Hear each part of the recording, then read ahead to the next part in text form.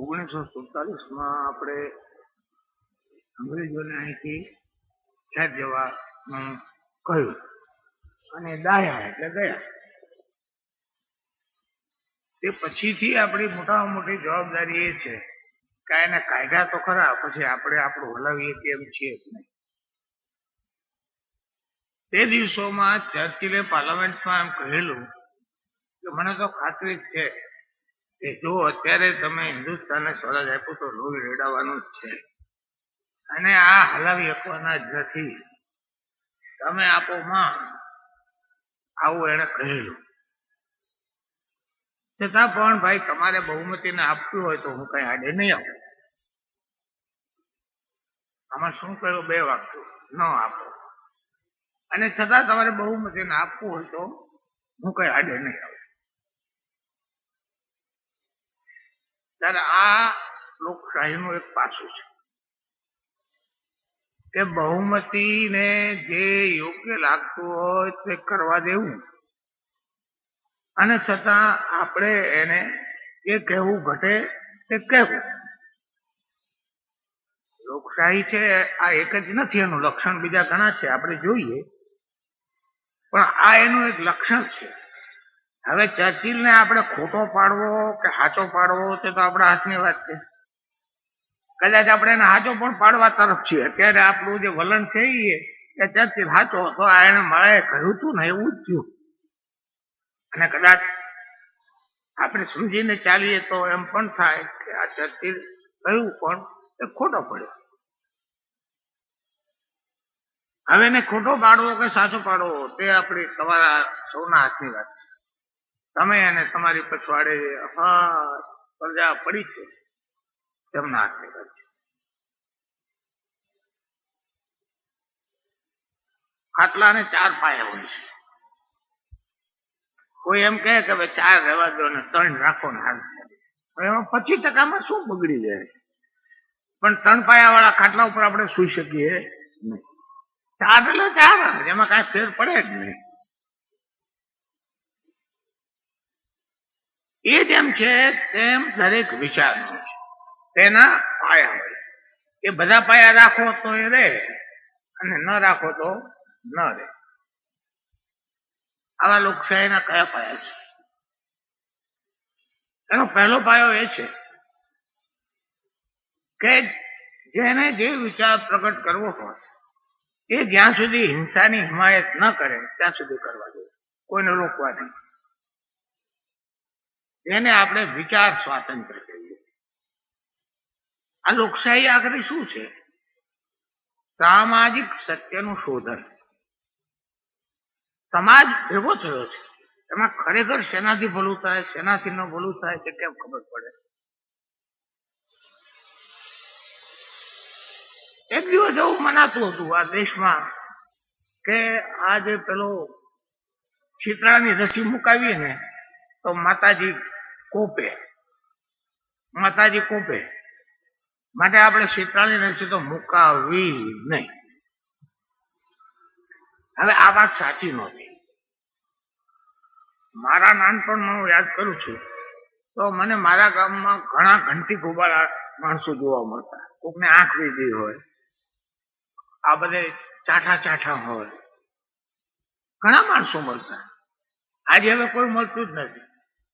સાફ સુથરો ચહેરો, મજાનો આંખો મજાની સરસ, કોઈને કઈ તકલીફ નથી. પણ આ એક સુધારો દાખલ કરતા કરતા પણ ઘણી તકલીફ પડી. હું નાનો હતો ત્યારે આ શીતળાની રસી મૂકવા વાળો આવે ડાક્ટર, ત્યારે છોકરા હંતાવી દેતી માં. છોકરા નથી અમારા ઘરમાં. આ એક સામાજિક વહેમ હતો. આવા બીજા ઘણા વહેમો હોઈ શકે, જેમ હમણાં સતી થઈ ગઈ રૂપકુંવરબા. તો હવે અમારા શંકરાચાર્ય એમ કે બહુ સારું થયું, આપણે હવે વાંક કોનો કાઢો? જે પોતાને મોટામાં મોટું હિન્દુ ધર્મનો આચાર્ય કહેવાય છે એ એમ કે સતી થઈ પતિની પછવાડે સારું થયું. શું કામ ભાઈ સતી થાય? તો કે એના વરને ત્યાં કોણ રોટલા ઘડી દે? વાહે જવું તો જોઈએ ને રોટલા ઘડવા. અરે તારું જાય કોણ જોઈ આવ્યો, ક્યાં રોટલાની જરૂર છે, માણસ મરી જાય પછી જીવને રોટલો ખાવા માટે દાંત છે કે નહીં, જઠર છે કે નહીં, તમે જોઈ આવ્યા છો? કોઈ હાલી નીકળ્યા છો કે ભગવાન પહેર્યા એટલે તમને બધી છૂટ અવૈજ્ઞાનિક બોલવાની? કર્મવાદ પ્રમાણે પણ શંકરાચાર્ય હોય તો એને કહીએ કે અરે બાપા તમે મોટા સાધુ ખરા, પણ પત્નીના કર્મો એ પાર્વતી જેવા હોય અને પતિના કર્મ પાડા જેવા હોય તો બે ને આવતા હોય ભેગા રખાય? કાં તો કર્મવાદ નીકળી જશે. કર્મ પ્રમાણે બીજો જન્મ મળે તો પાર્વતીનો જન્મ છે આમ નાક દબાવ્યું એટલે હુજી જાય છે એવું હતું જ નથી. તે આપણે અનેક લોકોને પૂછવું પડે છે, બહુ ચર્ચાઓ થાય. ફુગાવો કેમ મટે?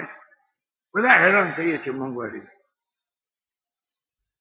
તો ફુગાવો કેમ મટે ઈ કઈ નાક દબાવવાથી ખબર પડી જાય? પ્રાણાયામમાં ખબર પડે? ખોટું.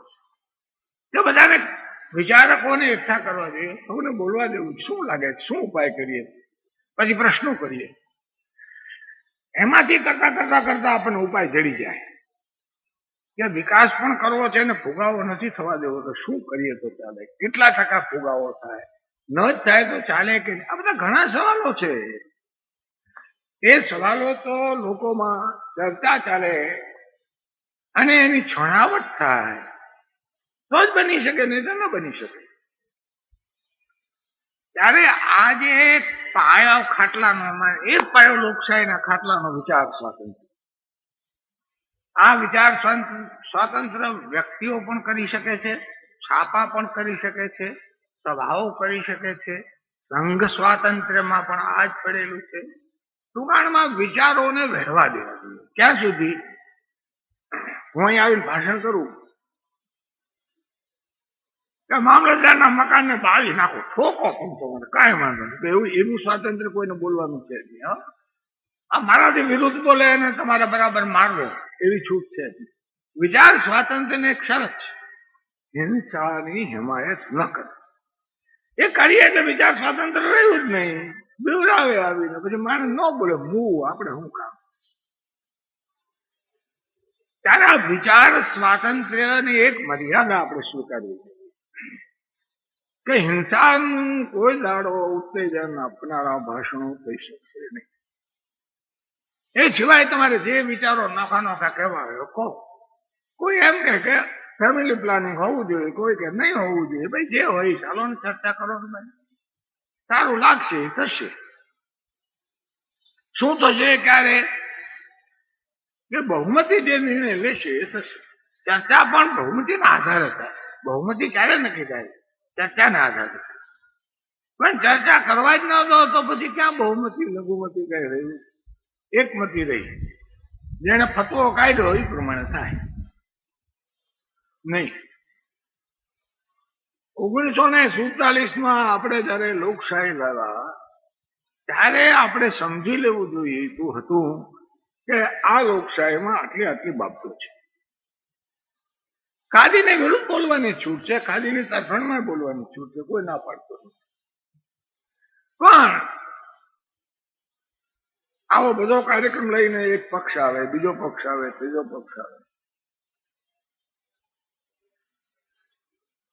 જેમાં લોકો ઝાઝા મત આપે ને ઈચ્છા કરે એ કરવા દે. આ એનો વિચાર સ્વાતંત્ર્ય પછીનો મુદ્દો છે એ કે બહુમતી જે કે એ થશે. પણ વિચાર સ્વાતંત્ર્ય પહેલા આવવું જોઈએ, પછી જ આ થઈ છે. કઈ ચર્ચા થઈ જ નહીં તો પછી ક્યાં સવાલ રહ્યો? બહુમતી કે લઘુમતીનો સવાલ જ નથી, ત્યાં તો શૂન્યમતીનો સવાલ છે. કોઈ ખબરદાર વિચાર કર્યો છે આવી બધી લાપછપ કરવાની નહીં.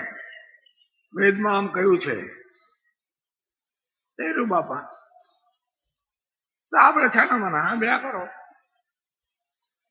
તો એક વાત કરવી જોઈએ કે પહેલા તો વિચાર સ્વાતંત્ર્ય છે, ખૂબ વિચારો થશે, વલણો થશે અને એમાંથી કઈ નીકળશે બહુમતી જેને મળે ને એના કહેવા પ્રમાણે કરવા.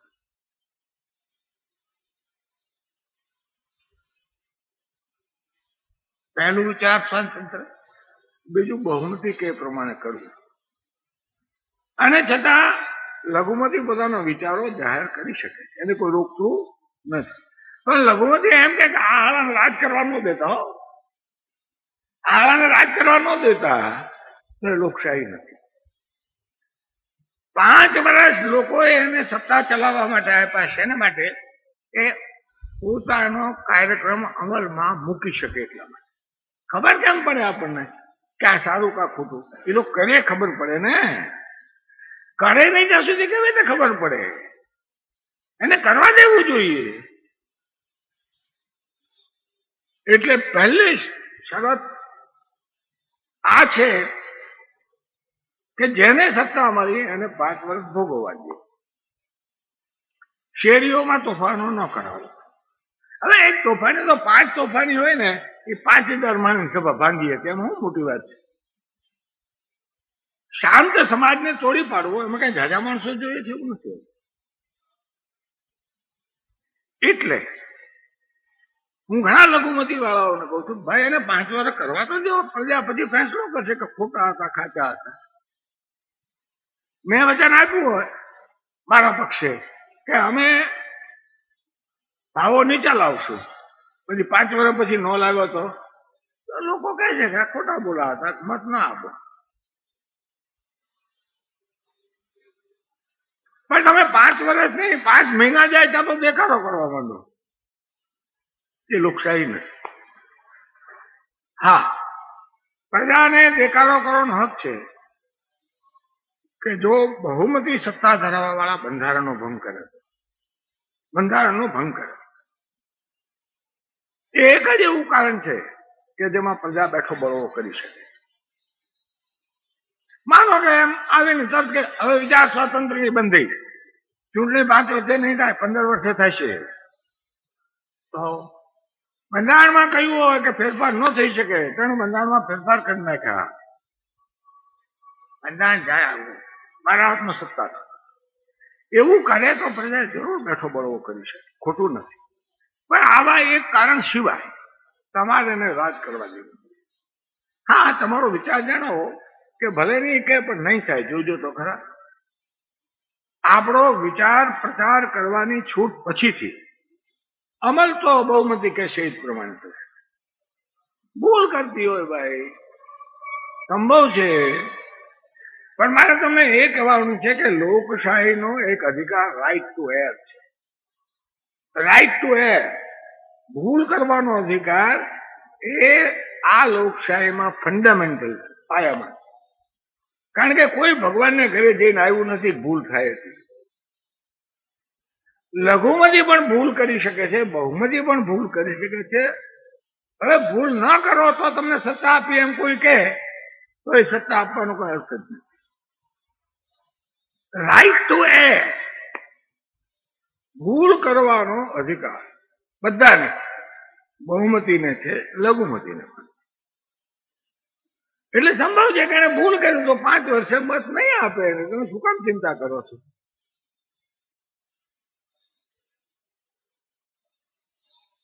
ભૂલ કરી કટોકટી નાખવાની, તો લોકોએ ઇન્દિરાબેનને મત ન આપ્યા અને હારી ગયા. આપણી નજરે બનેલો બનાવ છે ભાઈ. પણ પ્રજા નાની નાની ભૂલોને માફ કરે, મોટી ભૂલ કોઈ દિવસ ચાલી શકતી જ નથી. જનતા પક્ષે ભૂલ કરી હોય તો એને કાઢી મૂકે. સવાલ એ છે કે 5 વર્ષ સુધી એને વહીવટ કરવા દેવો, એ આ લોકશાહીમાં પાયાની વાત છે. ઇંગ્લેન્ડની વિલ્સન સરકાર 5 વર્ષ ટકી 3 જણની બહુમતીથી. પણ કોઈ એમ નહીં કહ્યું કે આ 3 ને તોડી પાડો ને આપણે કોઈ લઈ આવવાને લાંચ આપી. 4 વર્ષ વિલ્સન સરકાર કેવળ 3 જણની બહુમતી ઉપર ટકી. તો લોકશાહી એના ઉપર ચાલે છે કે જેને બહુમતી આવીને તોડવી નહીં, ચાલવા દે. જુઓ શું થાય છે શું નથી. લોકશાહીનો આ પછીનો જે પાયો છે એ મૂળભૂત અધિકારોનો છે. જો મૂળભૂત અધિકારો ન હોય તો લોકશાહી નહીં. અમેરિકન બંધારણના પહેલા ફકરામાં એક બહુ સરસ વાક્ય છે કે માણસ કેટલાક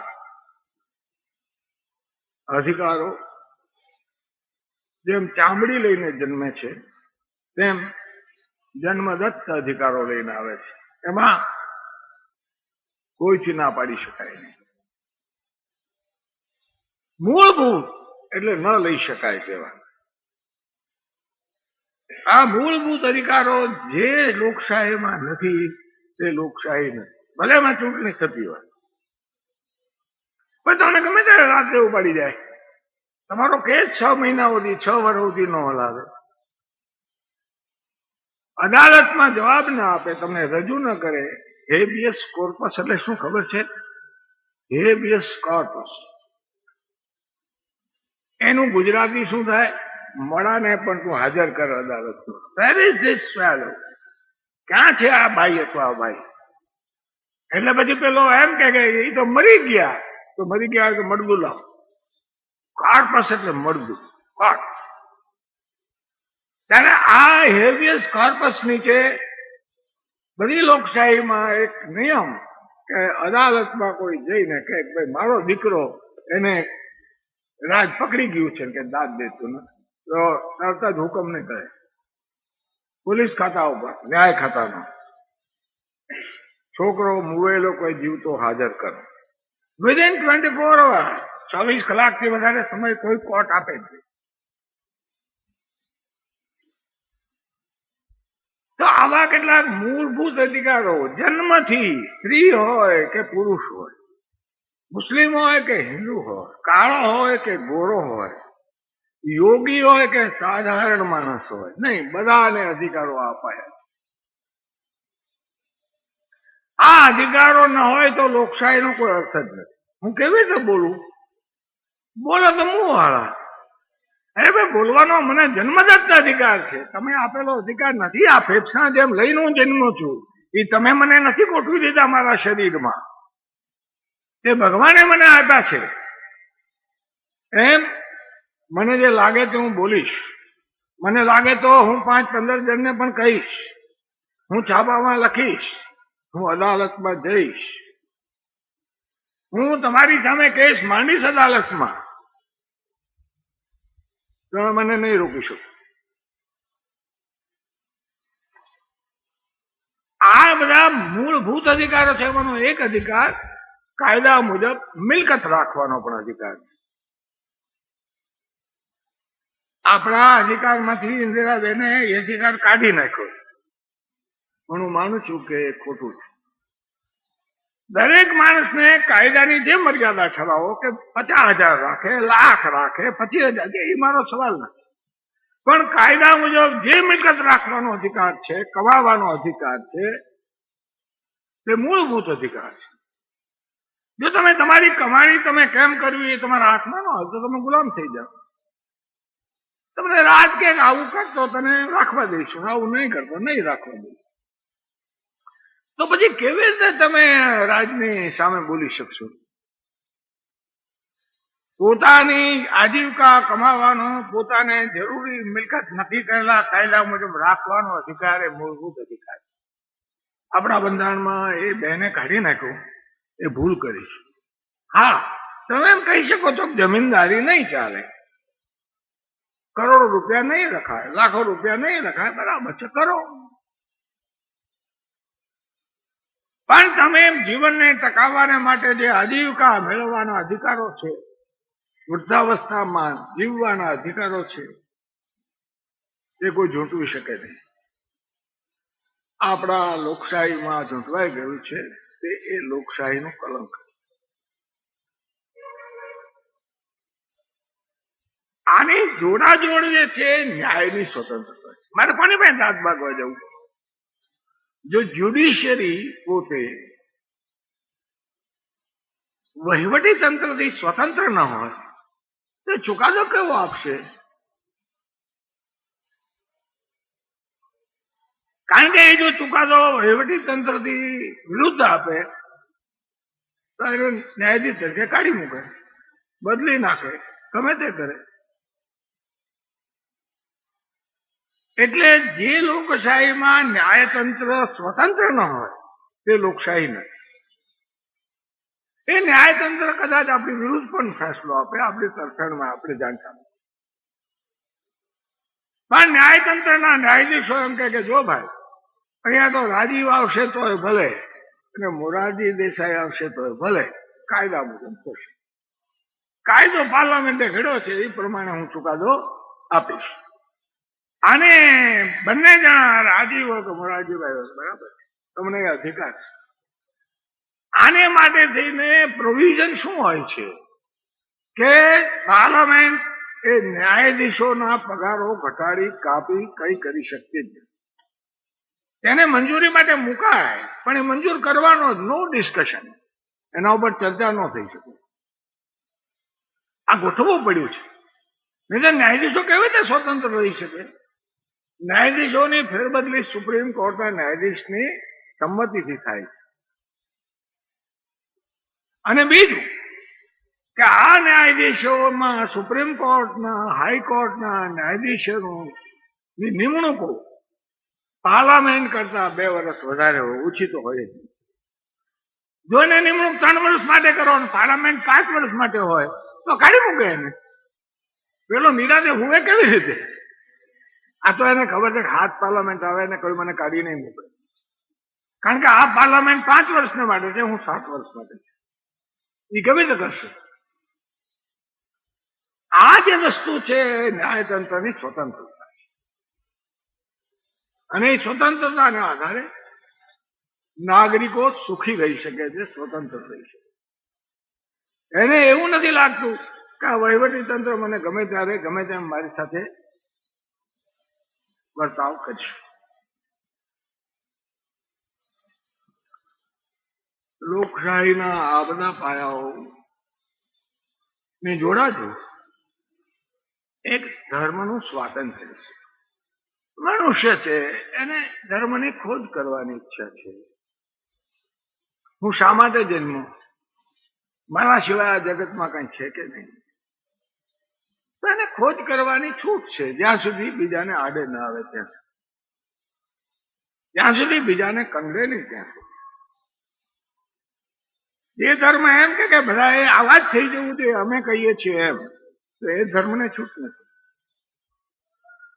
ધર્મ સ્વાતંત્ર્યનો અર્થ બીજા સ્વાતંત્ર્ય જેવો જ છે, બીજાને આડે ના આવે.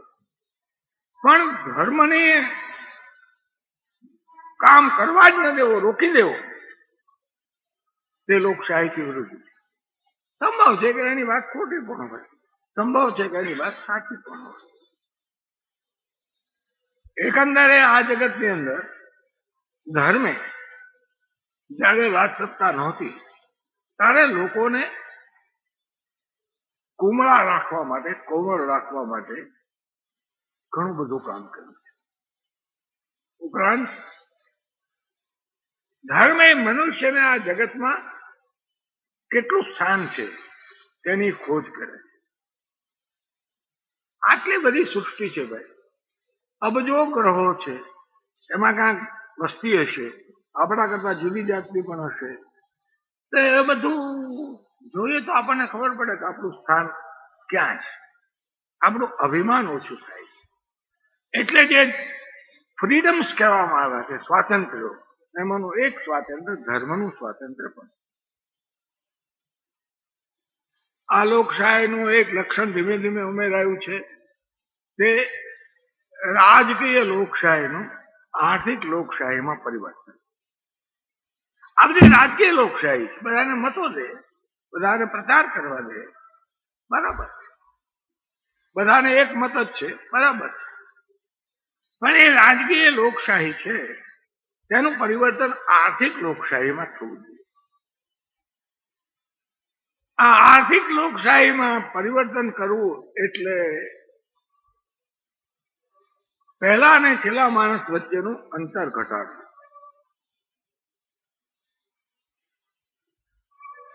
અહીંયા કુંડલામાં માનો કે રમતોનો એક મોટો ઉત્સવ થયો અને એમાં એમ નક્કી થયું કે બધાએ રમતોમાં ઉભા રહેવાનું છે, દોડવાનું છે. 700 મીટરની દોડ. પણ એમાં છોકરીઓ છે એ 100 મીટર પાછળ ઉભી રહે, છોકરાઓ 100 મીટર આગળ ઉભા થાય.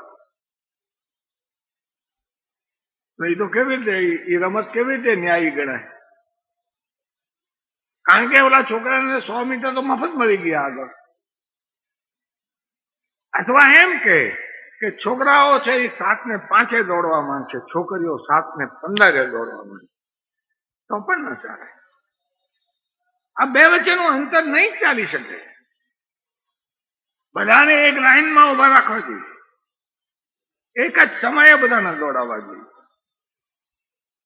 એ જે આપણે સ્વીકારીએ છીએ એમ માણસને મત આપવા હોય, માણસને વિચાર પ્રગટ કરવા હોય, માણસને અભ્યાસ કરવો હોય, ભણવું હોય, આ બધું કરવું હોય તો ઉપરનો અને નીચેના માણસ વચ્ચે જાજુ અંતર ના હોવું. હું અંતર ન હોવું જોઈએ હું કહેતો નથી, તો પછી કમાવાનું સ્વાતંત્ર્ય જ નહીં રહે. તો પેલો આગળનો મુદ્દો તૂટી જશે. એટલે હું કહું છું કે હા, અંતર રહેવું જોઈએ, પણ આજે છે એટલું જાજુ નહીં રહેવું. આ આર્થિક લોકશાહી છે અને ઘણા દેશોમાં આજે સરસ ચાલે છે, સારી રીતે ચાલે છે. એ આર્થિક લોકશાહી કેવી રીતે થાય છે?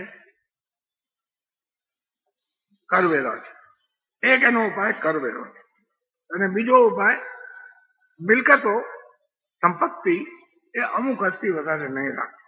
આ બે એના ઉપાયો. માણસ 5 લાખથી વધારે મિલકત નહીં ધારણ કરી શકે. જો ધારણ કરી તો એ કાયદા મુજબ તારી પાસેથી લઈ લેવાશે. અને બીજો ઉપાય, કેટલી તમારી આવક છે? તો હવે આવક વેરોથી આગળ મિલકત વેરો, અને આગળ જતા જતા મૃત્યુ વેરો. આપણા દેશમાં એ નથી, પણ છેવટે મૃત્યુ વેરો આવે. ભાઈ કેટલું મૂકી જાય છે પરમાનંદાસ શેઠ? તો કે 80 લાખ મૂકી ગયા છે. સારું, 10 લાખ રાખો, 70 લાખ પ્રજાને આપી દો. હવે એને કમાવા ખાવા પીવા દીધું 25 વર્ષ, પછી હું એના છોકરાને દેવાની હું જોઉં? છોકરો એનું પાણી બતાવે જાય આગળ, કોણ ના પડે? પણ એ છોકરો કેવી રીતે ભણવું? કેમ 10 લાખ છે એની બહુ માટે, એને છોકરાઓ માટે, જાઓ ભણો, બહાદુર થાઓ, બતાવો તમારું પરાક્રમ. આ મેળ છે, આ બધું ધોકાબંધી નથી. પણ પેલા માણસને એમ નહીં કે 80 લાખ તને રહેવા દેવામાં આવે, એ નહીં ચાલે. એટલે પરિણામ શું આવશે કે બધા નજીક હશે, બહુ ઝાઝો ફેર નહીં હોય. ડેનમાર્કમાં હું ગયો હતો, 3 મહિના રહ્યો, બહુ ફર્યો. પછી તો હું ઇઝરાયલ ગયો, બહુ ઠેકાણે ફર્યો. પણ આ બધે ઠેકાણે મેં જોયું કે આ અંતર વ્યાજબી છે, ઘણા ઘટી ગયા છે. ઇંગ્લેન્ડમાં 1914માં 1 લાખ પાઉન્ડથી વધારે કમાનારા 6000 માણસો હતા, અને આજે 400 પણ નથી. ઇઝરાયલમાં હું ગયો તો એક યહૂદી ડાક્ટરને ઘરે ગયો. ત્યાં તો બધું એવું હોય છે કે તમે જમો ને પછી તમારે ઉભા થઈને કહેવું પડે, મેં આ હેલ્પ યુ, વાસણો ઉપાડવામાં, વાસણો ઉટકવામાં. તો તમારે ઘરવાળી જે તમારી હોસ્ટેસ હોય ને, હોસ્ટેસ નિમંત્રિકા, તેને પૂછવું પડે કે મેં આઈ હેલ્પ યુ? તો એ બધી આપણા ઘરની બહેનો જેવી ને, યસ કમોન, એમ ન કે આપ બેસો, હું તમને હમણાં પાન લાવી દઉં છું. આપણે ત્યાં આ બધી અર્ધ ગુલામી છે. આપણે ત્યાં એવી ગુલામી છે, ત્યાં એવું ચાલે નહીં. યસ કમોન એમ આપણને કહે, એટલે આપણે કોટ ઉતારી અને એને પેલી ડિશિસ ધોવામાં મદદ કરવી જોઈએ. અને જો આ તમે ના કરો તો બીજી વાર કોઈ તમને જમવા ન બોલાવે, કે આ મૂર્ખ છે ને જંગલી છે કે અહીંયા આવીને જોઈ ગયો અને પાછો મદદ તો કરતો નથી. નહીં, તમને ફરીવાર જમવા બોલાવે જ નહીં. હવે આવા એક ડાક્ટરને ત્યાં હું ગયો, એટલે જમી રહ્યો, એટલે પછી મેં એ ઇઝરાયલ બાઈ હતી ડોક્ટરની હોવ, એને કહ્યું મેં હેલ્પ યુ. ના ના કઈ જરૂર નથી મેં સંબંધોલી, ચાલો આપણે દીવાનખાનામાં જઈને વાત કરીએ. અમે બેઠા એટલે મેં કહ્યું કેમ બેન આમ કેમ છે? ત્યારે કે અમારે ત્યાં એક કામ કરવા વાળી બાઈ આવે છે ને એટલે એ બધું કરી નાખશે. અમારી આવક 26,000 એ ઇઝરાયેલી જે કઈ નાણું છે એનું છે, અને અમે એના કરતા 10 ગણું ભરી દઈએ છીએ, તોય અમારી પાસે 26,000 રહે છે. એટલે અમે એક બાઈને રાખી છે, તે 1 કલાક આવીને કામ કરે, 1 જ કલાક, 1 કલાક આવીને કામ કરી જાય. શું આપો છો? તો ભાઈ અમારે ત્યાં આવે છે તો અમે લગભગ 3,000 રૂપિયા આપણી ભાષામાં આપીએ છીએ, અને એનો વીમો ઉતરાવી દીધો છે. હું શેનો વીમો? કારણ કે અમે 5મે માળ રહીએ છીએ ને, રસ્તામાં પડી જાય ને ટાંટીઓ ભાંગી જાય તો શું થાય? કે વીમો તો અમારે જ ભરવો પડે છે. એનો નોકરડીનો વીમો આ ભરે છે. શું નીચે ઉતરતા પડી જાય તો આપણે એમ કે પડી જાય તો એ જાણે, એનું નસીબ જાણે, મારે શું લેવા દેવા? સુધરેલા દેશો આમ નથી કહેતા કોઈ. એને આવકમાં પ્રમાણ કેટલું? 1 to 8. ઇઝરાયલમાં 1 to 8 છે, ડેનમાર્કમાં 1 to 10 છે, ઇંગ્લેન્ડમાં 1 to 13 છે. આ બધે ઠેકાણે આખા અમેરિકામાં જેને બહુ શ્રીમંત કહે છે ને એવો 0.5% વર્ગ પણ નથી. બાકીનો તમારો મેનેજર અને તમારો મજૂર એની વચ્ચે 8-10 ગણાથી વધારે અંતર નથી. દુનિયાનો આજનો પ્રવાહ છે કે political democracy should be change into economic democracy. આ રાજકીય લોકશાહી આર્થિક લોકશાહીમાં આવવી જોઈએ. એ ક્યારે આવે? નક્કી કરી નાખ્યું આટલું બધાને મળે. હું કહેતો હતો ને ડેનમાર્કમાં હું બહુ ફર્યો, અનેક ઘરે જમવા જઈએ, બધે સરખું જ હોય, બ્રેડ, માખણ, ચીઝ, ફ્રૂટ, બસ બધું સરખું જ હોય. એમાં કોઈને ત્યાં બ્રેડ હારો એવું કઈ નહીં, સરખી જ ક્વોલિટી. બધાના કપડા સરખા. તમને કોઈ મળે તો એમ ન કહેવાય કે આ નાગર છે ને વાઘરી છે, એવું કઈ હોય જ નહીં. આપણે તો ચોરે બેઠા એટલે ખબર પડી જાય કે આ ભાઈ વાઘરી લાગે છે. લુગડા ઉપરથી જ ખબર પડી જાય. આખા ડેનમાર્કમાં આવું કઈ એક જ ફેર, દારૂ ક્યાંક કિંમતી હોય ને ક્યાંક ન કિંમત. અમે પીધો નથી, આ તો પૂછ્યું હોય ને લઈને પાછા તમે કહેશો હું પીધો. પણ આપણે પૂછીએ તો કે આ દારૂની કિંમત આવી છે. એક જ છોડ બધાને, જેમાં માણસ પૈસા ખર્ચી શકે. આજ ઇંગ્લેન્ડમાં છે,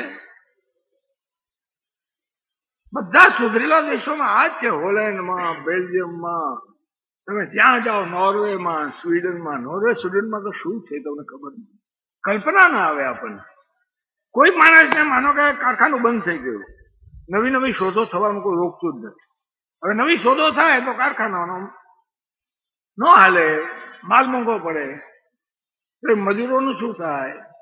એટલે પેલો એનું મજૂરોનું મંડળ, રાજ્ય, માલિક ભેગા થઈને કે આપણે આ કારખાનામાં નવી તાલીમ આપવી છે, અને કારખાનું તો લાવવું જ છે, તો નવી તાલીમ, નવી મૂડી, નવા મશીન બધું લાવીએ. તે બધા ભેગા થઈને ઓલા મજૂરોને તાલીમ આપે, ખર્ચ એ લોકો ભોગવે, પગાર ચાલુ રાખે. એટલે સુધી કે આ બધું થઈ ગયા પછી પેલો મજૂર કહે કે ભાઈ મારે ત્યાં નથી કામ કરવું, મને બીજું કામ ગોતી દો. તો બધા આખા નોર્વેમાં તપાસ કરે કે આ માણસ ક્યાં ફિટ થાય. એને બધું લિસ્ટ રહેતું હોય હજારોનું. તો એમ કે ઉત્તરમાં આ જગ્યાએ તમે જેવું તાલીમ લીધી ને એવું કારખાનું છે, જાઓ જોઈ આવો, તમને ફાવે. તો જોઈને પાછી આવીને કહે પણ ત્યાં મકાન મળતું નથી ભાઈ. આમ તો કારખાનું બરાબર છે. આ મંડળ 50,000 પ્રી ફેબ્રિકેટેડ મકાનો રાખે છે, એબીસી વર્ગના 50,000. પેલાને કે તને કયું પોસાય એમ છે? બી વર્ગનું, સી વર્ગનું, એ વર્ગનું બોલ. બરાબર, મને તો એ વર્ગનું ન પોસાય, બી નું ન પોસાય, સી નું પોસાય. સારું, ખટારામાં ચડી જાય. મકાન ખટારામાં મૂકી દે, એના કુટુંબને ખટારામાં બેહાડે, અને ઓલે ગામ જઈ અને પ્લોટ પર મકાન ખડું કરી દે 12 કલાકમાં. પેલાને કે આ મકાનમાં રહેજે ને જ્યાં તું તારે કામ કરવું. હવે મને તમે કહો કે આ આ હદે ત્યાં ઇકોનોમિક ડેમોક્રેસી વિકસેલી અને છતાં પોલિટિકલ ડેમોક્રેસી છે નથી એવું કઈ છે જ નહીં. ભલભલાને પૂછી શકાય છે સવાલ. અત્યારે ચાલે છે ને બોફોર્સ નું, સ્વીડન માંથી ખબર પડે છે, અહીંયા નથી ખબર પડતી આવું સ્વાતંત્ર્ય. એને ત્યાં જવું પડે, ભાઈ આ તમારું બોફોર્સ નું શું છે? તો કે ભાઈ સોદો તમે કર્યો છે, હિન્દુસ્તાનમાં જઈને તપાસ કરો ને. તો અમારે ત્યાં તો કઈ ખબર જ નથી પડતી, બધા બોસ મોટાળો કરે છે ભેગા થઈને, અમને કઈ ખબર જ પડતી નથી. સ્વીડનમાં એ સ્વતંત્રતા છે કે બોફોર્સ ની તપાસ ચાલે છે ત્યાં. કદાચ નિર્દોષ પણ હોય, કદાચ દોષી હોય, આપણને કઈ ખબર નથી. પણ એ નોર્વે, સ્વીડનમાં આવી સ્વતંત્રતા છે, આટલી ગોઠવણી છે. કોઈ માનવું પડે તો એ તો સવાલ જ નથી. ડેનમાર્કમાં હું ગયો એટલે ક્ષય ત્યાં 1,00,000 માણસે કોઈ 2 માણસને થતો હોય. તમે કહો શું કરીએ? તો અમે એને પૂછીએ છીએ કે તારે સેનેટોરિયમમાં જવું છે, તારી વહુને મોકલીએ કે નર્સને મોકલીએ? નર્સ મોકલે સરકાર એની હારે કે મારી પત્ની નહીં જોઈએ, કારણ કે એ બિચારી કમાય નહીં તો છોકરાનું શું થાય, એને તો કમાવું જ જોશે. તો સારું, નર્સ આપીએ. લાખે 2-3 કેસ નીકળે. તો મારે એ કહેવું છે કે આ ઇકોનોમિક ડેમોક્રેસી છે. ઇંગ્લેન્ડમાં હું હમણાં ગયો હતો ત્યાં અમારે એક એમને કઈક ભાણેજ કે શું થાય ખબર નથી, એ બેન અમને મળ્યા. તો કે બસ કે મારી પાસે હું હમણાં રિટાયર થઈ, એ ઘરે બેઠા પેન્શન આવે છે, મને રહેવાનું ઘર છે અને આખા ઇંગ્લેન્ડમાં ફરવાનો પાસ છે. માંદી પડું તો મને દવાઓ આપે છે. માણસને શું જોઈએ? ખાવાનું જોઈએ, મકાન જોઈએ. માંદા પડીએ તો દવા દારૂ જોઈએ અને થોડુંક ફરવા હરવાથી. તે તો બધું આપેલું જ છે, ફ્રોમ ક્રેડલ ટુ ગ્રેવ. એટલે કે માણસ જન્મે ત્યારથી મરે ત્યાં સુધીની બધી મિનિમમ વ્યવસ્થા થઈ ગઈ. તમને હું કહું, નવાઈ લાગે. હું કેટલું લાંબુ ચલાવું એ બધા સવાલો, પણ છતાં કયા વિના રહેવાતું નથી. યુગાન્ડામાંથી 1,00,000 હિન્દીઓને કાઢી મૂક્યા, ઈદી અમીને. કેટલાકને તો પકડીને કાચા ખાઈ ગયો, રાક્ષસ હતો.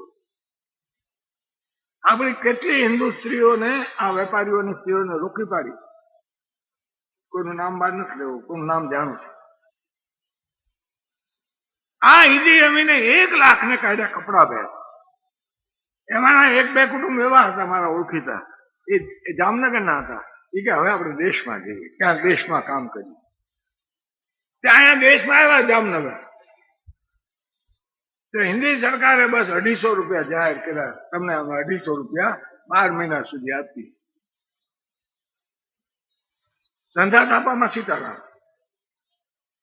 તે ઓલા બિચારા 12 મહિને 5-25 હજાર ખુવાર કરી અને એની પત્નીએ કહ્યું એના વરને કે આ હિન્દુસ્તાનમાં આપણે રહ્યા તો 2 વર્ષમાં આપણે પાયમાલ થઈ જઈશું. આપણા બેની પાસે ઇંગ્લેન્ડના નાગરિકનો છે પાસ. હું ઇંગ્લેન્ડમાં જઈશ છોકરાઓને લઈને, તમે આવજો પછવાડે. આ જામનગરની ભાઈની વાત હું કરું. તે ગઈ અગાઉથી અહીંથી એને કહી દીધું હોય કે હું જાઉં છું, કારણ કે રજા વિના તો કઈ વિઝા કોણ આપે? પણ બ્રિટિશ નાગરિક એટલે એ વિઝાનો સવાલ મળે નહીં. તો ગઈ, વિમાનમાંથી ઉતરી એટલે ઓફિસર આવ્યો કે તમારો પાસ બતાવશો? બતાવ્યો. કે તમે તો અમારા નાગરિક છો. હાજી હું છું. ચાલો તમને રહેવાનો તંબુ બતાવું. તમે 1,00,000 જણા એવા છે, તૈયાર ઘરો તમારી પાસે છે નહીં, આ તંબુમાં તમે રહો. આ તમારું રેશન કાર્ડ. બેઠા દાડા પછી આવીને કે તમે શું કામ કરી શકશો? તમારે ફેક્ટરીમાં જવું છે? તો કે ફેક્ટરીમાં જ નહીં જાઉં, મારે છોકરાને. સારું, શીવતા આવડે છે? તો કે હા. તો અમે સંચો તમને આપીએ છીએ ઇલેક્ટ્રિક, અને કપડું મૂકી જશું અને અમે તૈયાર લુગડા લઈ જઈશું. આ તમારા પૈસા, જાઓ. અને આ મકાન તમને આપ્યું છે, ત્યાં જાઓ. એ બાઈ ગઈ. ભાઈ છોકરી માંદી પડી, ટેલિફોન કર્યો એટલે સરકારી માણસ આવીને હોસ્પિટલમાં લઈ ગયો. ટાઈફોઇડ થયેલું. એ બેનને કહે કે તમે ચિંતા ન કરતા, આ તમારે જવું હોય તો આ પાસ રેલવેનો, આ પાસ બસનો, તમે જજો. તમારી જવાબદારી અમારી છે, કારણ કે તમે મારા નાગરિક છો. અમે એમ નથી પૂછતા કે તમે હિન્દી છો, હબસી છો, આવું અમે નથી પૂછતા. પણ તમે મારી સલાહ જતા નહીં, નકામું ખર્ચ થશે, કામ અહીંયા રોકાઈ પડશે, માટે ન જતા. ટેલિફોન કરીને જાણી લેજો. 15 દાડે છોકરી સાજી થઈને આવી. આ બાઈએ 1 વર્ષમાં એટલું કમાઈ કે વરને પાછો બોલાવ્યો, પોતે પૈસા મોકલે. એનો વર આવ્યો, 2 જણા કમાવા માંડ્યા અને 5 વર્ષે 10 લાખ પાઉન્ડનું મકાન લીધું. આ હિન્દી છે, અંગ્રેજો તો નથી કઈ. તમે એમ ન કહો અંગ્રેજોની આ સગવડ. 1 લાખ હિન્દીઓને વસાવ્યા અને આપણે 5,000 નહીં સાચવી શક્યા નથી. કારણ હશે, મારે એની ચર્ચા નથી કરી. હું એ કહેવા માંગુ છું કે આર્થિક અંતરો ઓછા છે. આ લોકશાહી ટકી રહે છે, ક્રાંતિ થતી નથી, લોહી રેડાતું નથી. એટલે અહીંયા જે લોકો આર્થિક ડેમોક્રેસીથી જુદું બોલે તો એને કહેવું કે તમે હાથે કરીને આ દેશને ખોટે રસ્તે લઈ જાઓ છો. આવું ચાલી નહીં શકે. આપણે આપણા પ્રમાણમાં કરીએ. પણ તમારે ઇકોનોમિક ડેમોક્રેસી લાવ્યા સિવાય પોલિટિકલ ડેમોક્રેસી કોઈ દિવસ ચાલી શકતી જ નથી. આ લલ્લુભાઈ ઇકોનોમિક ડેમોક્રેસીનું કામ કરે. એ કહે છે કે ભાઈ તું કાંટો આવ ને અમારા ચરખા ઉપર, તને 15 રૂપિયા મળશે. એ ઇકોનોમિક ડેમોક્રેસી કેટલું ચાલશે મને ખબર નથી. હો ભાઈ, હું પોતે સ્કેપ્ટિક છું આ બાબત, સંશયવાદી છું. કારણ કે જે સરકારની મદદ ઉપર જે ચાલતું હોય એ સરકારના મિજાજ ઉપર એનો આધાર હોય છે. કોઈ સરકારનો મિજાજ ઊંધો હોય, કઈ ખબર નથી. પણ છતાંય એક દિશા સાચી છે કે ઇકોનોમિક ડેમોક્રેસી એમાંથી આવે. ભાઈ તો જેવો ને માણસ તો છે ને, તારે 12 વાગે ખાવા તો જોઈએ કે ન જોઈએ? તારે ઘર જોઈએ કે ન જોઈએ? તારે છોકરા ભણાવવા જોઈએ કે ન જોઈએ?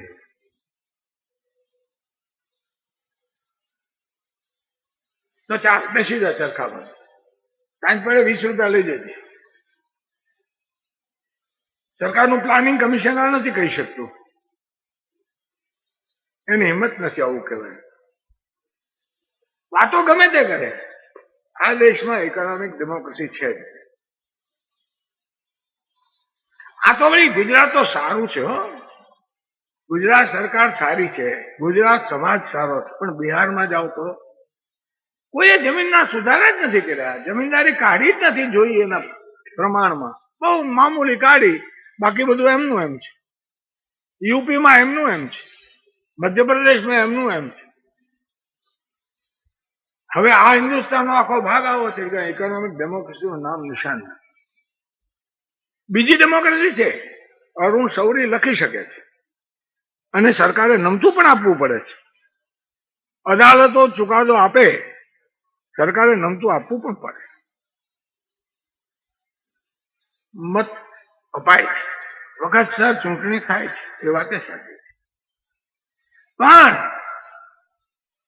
આ બધાનો જે પાયો છે કે અંતર 15 થી વધારે ન હોય. 1 to 15 બોલો ભાઈ.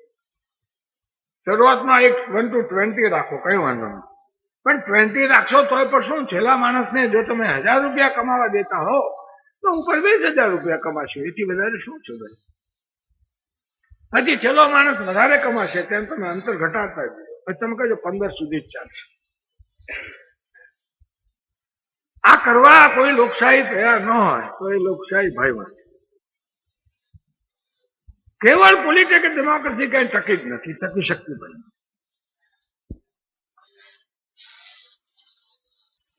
આ લોકશાહીનો એક મોટો પાયો જે હું કહીને છેવટે પૂરું કરવા ધારું છું, કારણ કે આ તો બધું લાંબુ છે. છેલ્લો મોટો પાયો શું છે? છેલ્લો મોટો પાયો દરેક માણસે કામ કરવું. દરેક માણસે કામ કરવું પડે.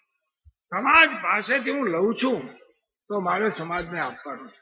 આ જે નાગરિકતા નથી તે કોઈ લોકશાહીમાં માનતો જ નથી. તે એક આ બીજા પ્રકારનો શોષક છે. નામ લે કે ના લે પણ એ શોષક જ છે.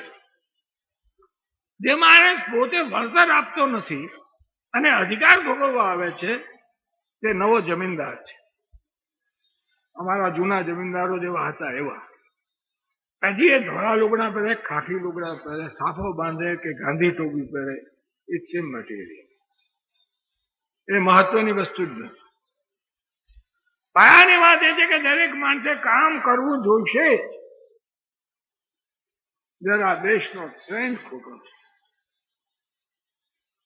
સરકાર એમ કહે છે કે આવક વધી છે. કોની આવક વધી છે? તમારા નોકરિયાતોની. સાહેબ, શ્રીમંતોની આવક વધી છે. વાત સાહેબ, દેશની કુલ આવક વધી, પણ કુલ આવક વધી છે શેના પ્રતાપે? તમે 300 ગણું રાજનું ખર્ચ વધારી દીધું છે, એટલે રાજના નોકરિયાતોની આવક પછી કુલ આવકમાં ગણાય છે. પણ એ આવક કેટલી પેદાશ આપે છે? એ બધી આવકો કઈ ખાવાની આવક છે, પેદા કરવાની આવક નથી.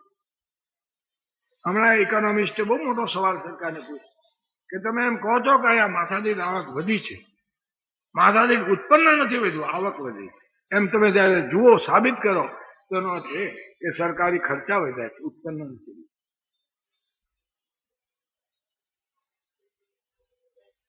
કારણ કે તમે પાયાની તાલીમ આપતા જ નથી કે દરેક માણસે કામ કરવું જોઈએ, કામ ઓછું કરવું જોઈએ. શનિ રવિને રજા મળવી જોઈએ આ દેશમાં. અમેરિકામાં છે, પણ હવે ભેગું અમેરિકાની આવક કેમ, તારી આવક ત્યાં, તું શેનો એને વાદે ચડસ? અમેરિકા 200 વર્ષ પહેલા હતું તેના કરતા તમે ત્યારે પાછળ છો. તમે કોને વાદે ચડો છો? ઇંગ્લેન્ડમાં આ 5 દિવસનું અઠવાડિયું છે, અહીંયા પણ 5 દિવસનું હોવું જોઈએ. પણ તમે શું કમાવો છો તમને પોસાય? જેને ક્રાંતિ કરવી છે એને કામના કલાકો વધારવા પડે છે, એમ જગતનો ઇતિહાસ છે. પણ કોણ સાંભળવા તૈયાર છે? આ દેશમાં કોઈ સાચી વાત સાંભળવા તૈયાર નથી. કોઈ સાંભળવા તૈયાર નથી. તો તમે શેના પગારો વધારો છો? ફુગાવો થઈ ગયો છે. તમને જ ફુગાવો નડે છે, ગરીબ લોકોને નથી નડતો એમ ને? તમે સરકારના જે 10 લાખ નોકરિયાતો તેને નડે છે ને બીજાને નડતો નથી આ ફુગાવો. શું જોઈને તમે લોકશાહીની વાતો કરો છો?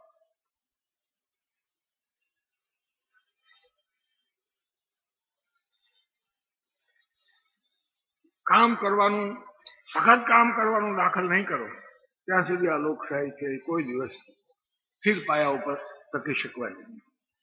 માણસ રૂપિયોનું ખાય તો એને સત્તાના નાનું કામ કરવું જોઈએ, આ જ નિયમ.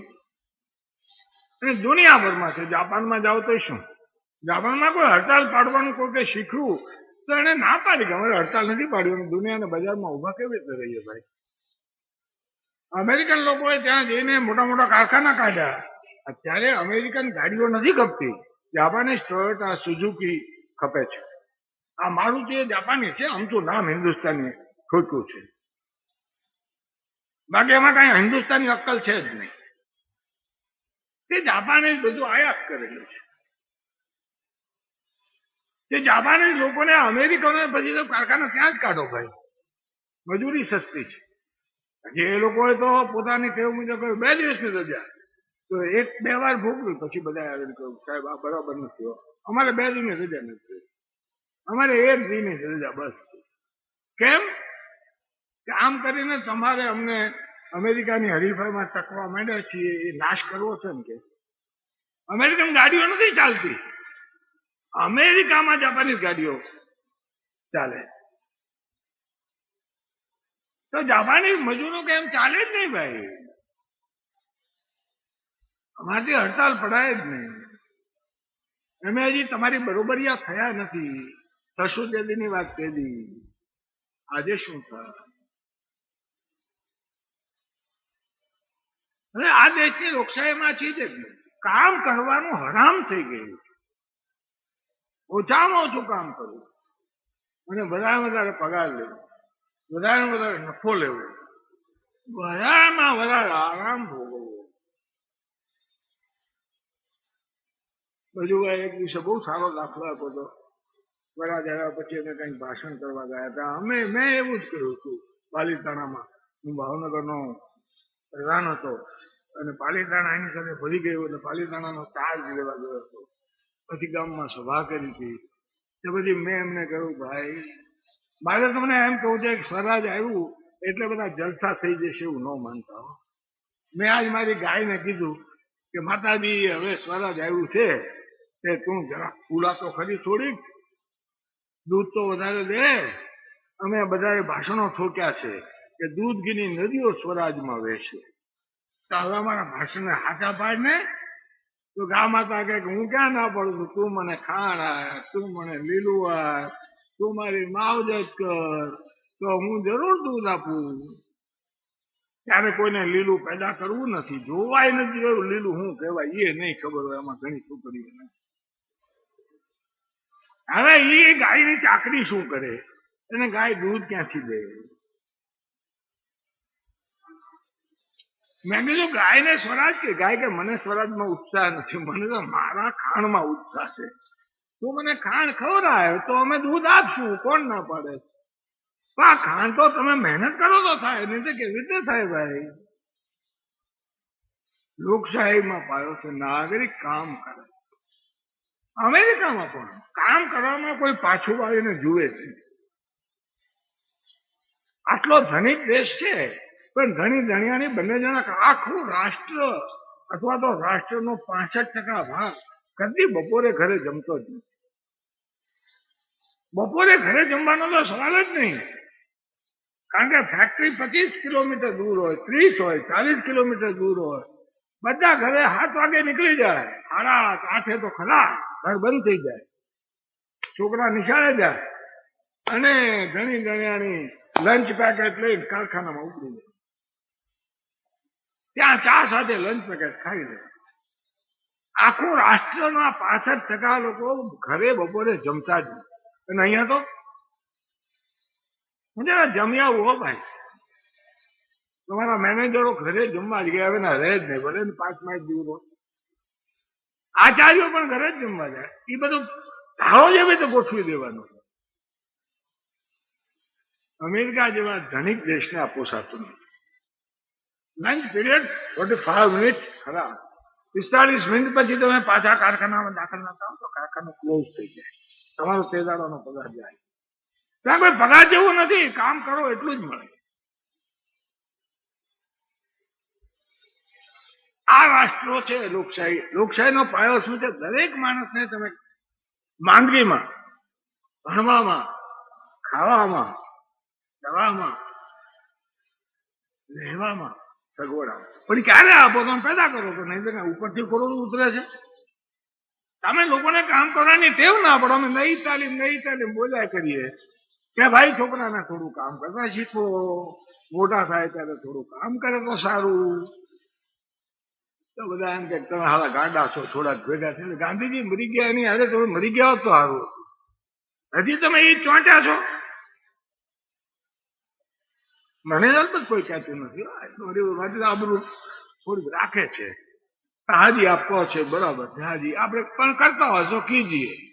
આપણે એમને કેવું હાજી કેવું. તો મને એમ કે છે હાજી કે છે બિહાર કરતા તો સારું જ મારા ભાઈ, એટલે હું છાનો માનો બેઠો છું. પણ તમે પાયામાંથી કામ કરતા શીખવતા જ નથી અને બધાને નોકરીને રવાડે ચડાવો છો. જે નોકરીઓ છે એ વિશે મેં સવારે કહ્યું, પણ એને લોકશાહી સાથે સંબંધ છે.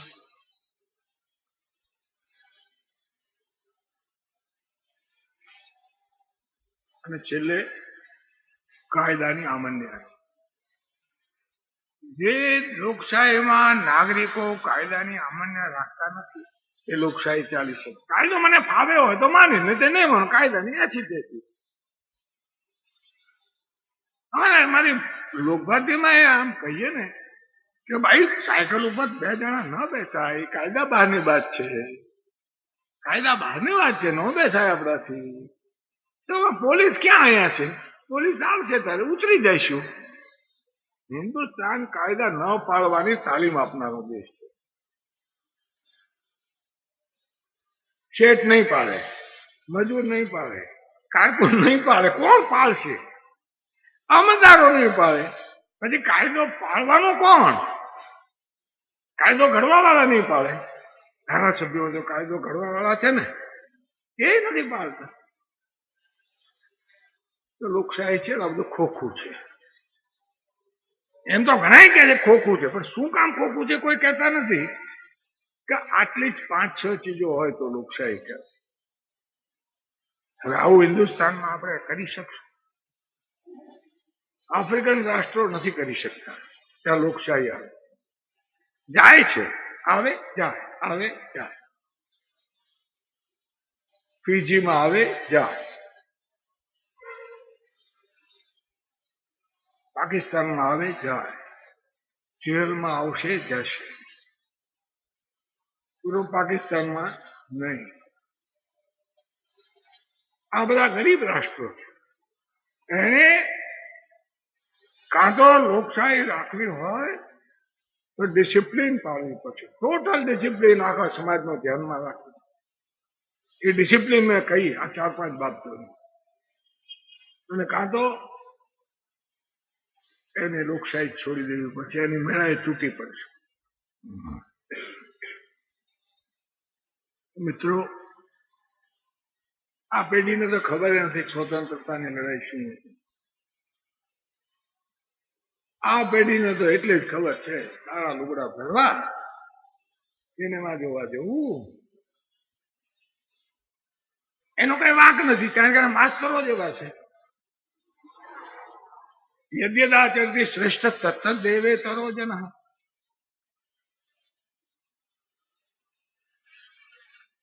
ધાર્મિક લોકો આ દેશમાં છે, ચાતુર્વર્ણ વ્યવસ્થાની વાતો કરે છે. એ પણ એક નંબર 1 આ રાષ્ટ્રને નુકસાન કરનારા લોકો થઈ ગયા છે. અપવાદો છે એની સાથે મારે સંબંધ. મોટા ભાગની વાત જ લોકશાહીમાં થાય. વિવેકાનંદને મદ્રાસમાં એક જણે પૂછ્યું કે તમે ઘણા બધા ભાષણો કરો છો પણ વિધવા વિવાહની કેમ વાત કરતા નથી? આ તમારે લોકશાહીમાં સમજવાનું. સ્વામીજી કહે કે કેટલી વિધવાઓ છે આ દેશમાં, કેટલી નાતમાં. બ્રાહ્મણ વાણિયા સિવાય ક્યાં વિધવાઓ છે? બધાને પુનર્લગ્ન કરવાની છૂટ છે. It is not a national question and I am not going to touch it. હું તો રાષ્ટ્રીય સવાલોની વાત કરવા માટે આ દેશમાં ફરવાનો. વિધવા એવા કયા રાષ્ટ્રીય સવાલ છે? એને સમજાવ્યું કેટલા કઈ કોમોમાં છૂટ છે ને કઈ કોમોમાં નથી. એમ આ ચાતુર્વર્ણ વ્યવસ્થા ન જોઈએ એમ જ્યાં સુધી નહીં કરે ત્યાં સુધી આ દેશમાં કઈ વળવાનું નથી. ને જે લોકો ચાતુર્વર્ણ વ્યવસ્થા રાખવી એમ વાત કરે છે ને તે લોકો લોકશાહીને નુકસાન કરે. જન્મગત કે કર્મગત કોઈ ચાતુર્વર્ણ વ્યવસ્થા છે. બ્રાહ્મણો નાશ પામ્યા છે, ક્ષત્રિયો નાશ પામ્યા છે. ક્યાં કયો ક્ષત્રિય છે? કોણ અમારું રક્ષણ કરે? શું લઈ આવ્યા છો બધા? કોઈ મેનેજર છે, કોઈ પટાવાળા છે, કોણ ક્ષત્રિયો છે? ક્યાં બ્રાહ્મણો ક્યાં છે?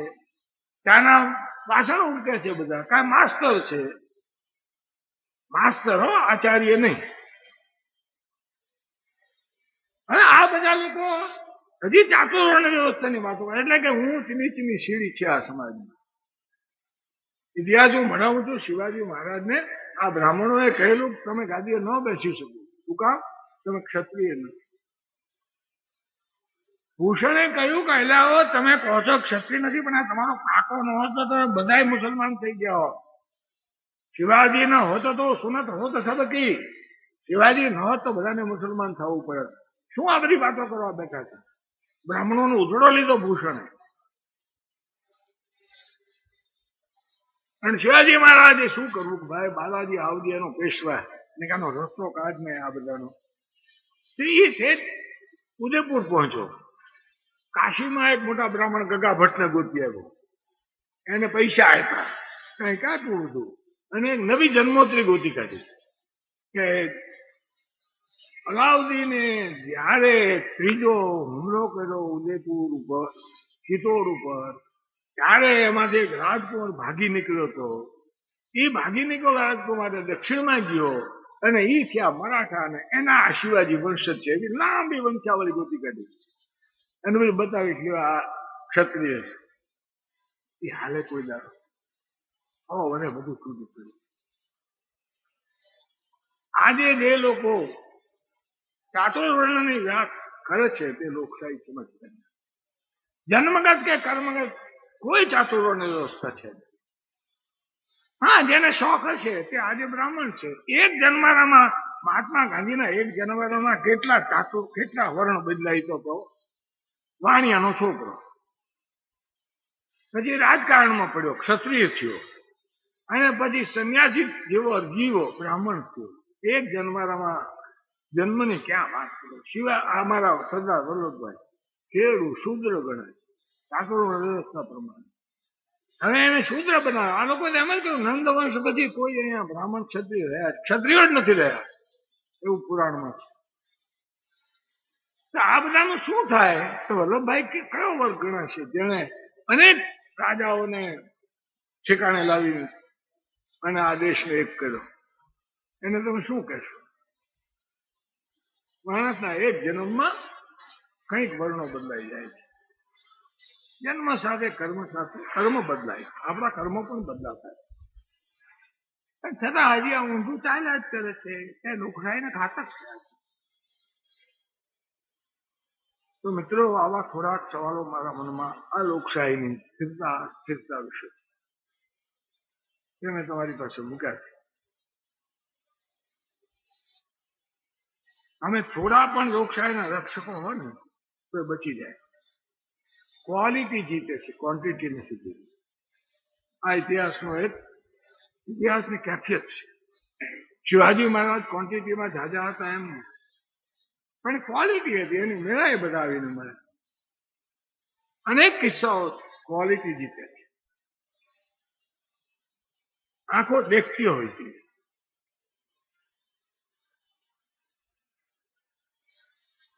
આસામ, નાગાલેન્ડ, મણિપુર જાઓ તો કેવી બાઈઓ તોફાની છે, જબરી.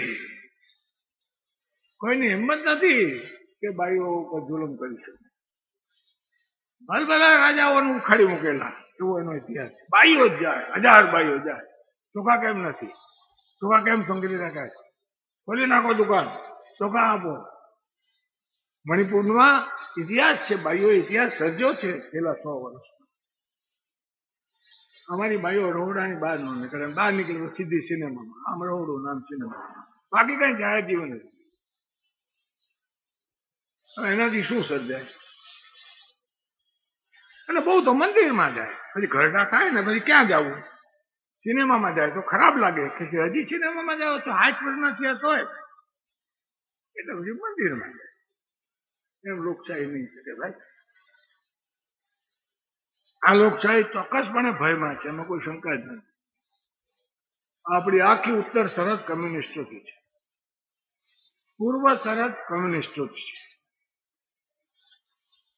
નીચે દક્ષિણમાં ટ્રોટ્સ્કાય તો આ તોફાન કરી રહ્યા. આ તમિલો જે તોફાન કરે છે ને એની પછાડી ટ્રોટ્સ્કાય છે. એને પશ્ચિમ સરહદે હવે રશિયાએ આવી અફઘાનિસ્તાન લઈ લીધું. તમે તો ઘેરાયેલા લોકો છો, કોઈ જોઈ શકતું નથી. આના કરતા અમારો મુનશીનો કીર્તિદેવ વધારે જાગતો. એ મુંજાને કહેવા ગયો કે તમારા બૈરા છોકરા વેચ્યા છે ગજનીના બજારમાં, જરા જાગો જાગો. અને આ નાનકડું ગુજરાતની ઝૂંપડી હાચવી ન બેહો, ત્યાં હિન્દુસ્તાન બનાવો. પણ મુંજાલની આંખો પણ મર્યાદિત હતી. એને એનું માન્યું નહીં. પરિણામે ગુજરાતનું રાજ્ય પણ 100-125 વર્ષમાં ખતમ થયું. તો મિત્રો, ઇતિહાસમાં કાળ મહત્વનો નથી. 25 વર્ષ, 50 વર્ષ એ કયો મોટી વાત છે? આ તમારી સરહદો ઉપરથી દુશ્મનો ક્યારે આવશે? અને તમારા વિખાયેલા સમાજમાં, ચતુર્વર્ણ વ્યવસ્થામાં વિખાયેલો સમાજ, ઊંચ નીચમાં વિખાયેલો સમાજ, નામની પોલિટિકલ ડેમોક્રેસી, કશી ઇકોનોમિક ડેમોક્રેસી નહીં. આ ચતુર્વર્ણ વ્યવસ્થા ઇકોનોમિક ડેમોક્રેસીની વિરુદ્ધ જ છે. તો એ જે ચીજ ના આવે તો ગમે તે આવશે ને ગમે ત્યારે તમે તૂટી પડશો. એક કાળ જેવા છે. આ બધો ગંજીપાનો મહેલ છે. મુસ્લિમો આવ્યા ને તૂટી પડ્યા, આપણે અંગ્રેજો આવ્યા ને તૂટી પડ્યા, એમ ચીનાઓ આવશે તૂટી પડશે, રશિયનો આવશે તૂટી, ખબર નથી કોણ આવશે. પણ તમારી ઇકોનોમિક ડેમોક્રેસી ને પોલિટિકલ ડેમોક્રેસી સાથે ચાલતી હશે તો બધા લોકોને લાગશે કે આ અમારો સમાજ છે. તો કોઈ આપણને આંગળી નહીં અડાડી શકે. લોકશાહી આવા પ્રશ્નો ઉભા કરે છે. આખરે નાગરિકોના સવાલ. નાગરિકો ન્યાયાધીશો પાર્ટીઓ છે એ તો પિંજરામાં ઉભી છે. 5 વર્ષે નાગરિકો પૂછ્યા જજીસ ઓફ ધી પાર્ટી, એટલે પાર્ટીમાં ન હોય એ માણસો કામ ન કરી શકે એવું નથી. દુનિયાની બધી લોકશાહીમાં પાર્ટીમાં અડધો ટકો પણ હોતા નથી. 98%, 99% નોન પાર્ટી સિટીઝન્સ હોય. આ સિટીઝન્સ એને બનાવો. અને આ ડેમોક્રેસીની એક વ્યાખ્યા શું છે? It is a police centred society. વિવિધ સત્તાઓ વહેંચાયેલી છે એવું આ સમાજ છે. વેપારીઓની સત્તા છે, મજૂરોની સત્તા છે, માસ્તરોની સત્તા છે, ખેડૂતોની સત્તા છે, બધાની સત્તાઓ. પોલીસ સેન્ટર એક માત્ર ગાંધીનગરમાં એક દિલ્હીમાં સત્તા છે એવું. તો એ લોકો પાર્ટીઓના જજ થઈ શકે. તમારું બરાબર કામ નહીં, તમારું કામ બરાબર નહીં. પણ એવું હોય જ નહીં ને. એક જ સત્તાનું કેન્દ્ર હોય તો એ કમાયા કરશે. જેમ કે ભાઈઓ ધણી કેમ સિક્કામાં છે, ધણી એની નાચનો પટેલ કે છે એમ સિક્કામાં છે, નાચનો પટેલ છે એ પોલિટિકલ પાર્ટીનો બોસ કે છે એમ સિક્કામાં છે. ચાલ્યા કરશે સિક્કા મારવાનું. તે ડેમોક્રેસી નથી. આટલું આ તમે મને બોલાવ્યો. આ તો એક મોટું વ્યાખ્યાન માળવાનો વિષય છે. જો કે મને કંટાળો પણ આવે છે, કારણ કે આમાં વ્યાખ્યાનો બોલીએ એટલે કઈ બહુ અસર થઈ જાય છે એવું નથી. અને હવે આ બધા ભાઈબંધો હોય ને કે આવો આવો તો એમ થાય આટલા વર્ષ આવ્યા પછી હવે છેલ્લા દિવસમાં કોણ ભાઈબંધી છોડે? કઈ સારું કહેવાય? હવે આપણે થોડા વર્ષ છે એમાં હું કામ એવું કેવું તમે તમારું 9 મહિના આવો આવો. પણ મારે કહેવું જોઈએ કે હું સુખી નથી. આ બધા ચિહ્નો દુઃખી થવાના, દુઃખી બીજા થવાના છે. હું તો 5 વર્ષ હવે જઈશ. 5 વર્ષમાં તો કઈ થઈ નથી જવાનું. It may take 20 years. પણ હું જોઉં છું કે આ દુઃખી થવાનું આપણે સુધરતા. નાગરિકો એને આપણે બળવાન બનાવવા, એને વિવિધ મંડળો બનાવવા જ નહીં. અને બધા મંડળોને પોતપોતાની સ્વાયત્તતા હોય અને ઇકોનોમિક ડેમોક્રેસી તરફ લઈ જવાય. બધા ત્યારે મિત્રો, તમે લોકોને આટલું કહેવાનું હતું કહ્યું. બાકી મેં કહ્યું કે આગળ વિષય આખો છે, સિરીઝ ઓફ લેક્ચર છે. બંધારણ શું છે, કેમ ભરાય છે, પાર્ટીઓ શું છે, નાગરિક સ્વાતંત્ર્ય શું છે, ન્યાયમૂર્તિઓનું સ્વાતંત્ર્ય શું, કઈ કઈ કઈ કઈ ચાલે. દુનિયાભરના દેશો જ્યાં લોકશાહી આવી રહી છે, જીવી છે, ખાલી છે, પૂરી છે, તમે જોયા. ઘણા લોકોને મને કઈ મેં કીધું કોમ્યુનિઝમ છે નોર્વેની બાજુમાં, ડેનમાર્કની બાજુમાં રશિયા. 1919માં બળવો થયો. 1917માં બળવો ક્રાંતિ દેખો તે થયું. અને આજે 1987 છે, 60 વર્ષ થઈ ગયા. એ 60 વર્ષમાં ફિનલેન્ડ વધારે સુખી છે, નોર્વે સુખી છે કે જ્યાં સર્વોપચારી નહોતી. સર્વોપચારી હોય તો વહેલા સુખી કરી શકે. તો બેમાં કોણ વધારે સુખી છે? બંને સ્ટાર્ટિંગ પોઈન્ટ એક સરખો. બધા નોર્વે સ્વીડન લોકશાહી રાખીને સુખી થયા. એટલે એ ચર્ચા પણ કોલવાળો વ્યાખ્યાનો થવા પડે. તમે જેને કોમ્યુનિઝમ કહો છો શું, સોશિયલિઝમ કહો છો એ શું છે, વેલફેર સ્ટેટ કહો છો એ શું છે. કોચલામાં પુરાઈ રહી નહીં ચાલે. મંત્ર જપા કરો. ગાંધીજી આમ કરતા હતા, માર્ક્સ આમ કરતો હતો, વિનોબા આમ કહી ગયા છે, અમારા મહારાજ આમ કહે છે, રાણા મહારાજ જઈને આવ્યા હતા આમ છે, સ્વામિનારાયણ એમ કે અમારા પ્રમુખ સ્વામી મહારાજ એમ ન ચાલે બાબા. એમ કરવાથી તમે જીતી નહીં. આંખો ખોલીને બધો અભ્યાસ કરીને તપાસવું. એવું આ શહેરમાં આશા રાખી શકાય થોડી ઘણી. કારણ કે સ્વરાજના વખતથી જવું છું કઈ થોડું ઘણું ધબકતું. હવે તો જયારે મંદ થઈ ગયું છે, પેલા વધારે હતું. પણ છતાંય આશા રાખવામાં તો કઈ નુકસાન થાય જ નહીં. એવી આશા રાખીને પૂરું કરું.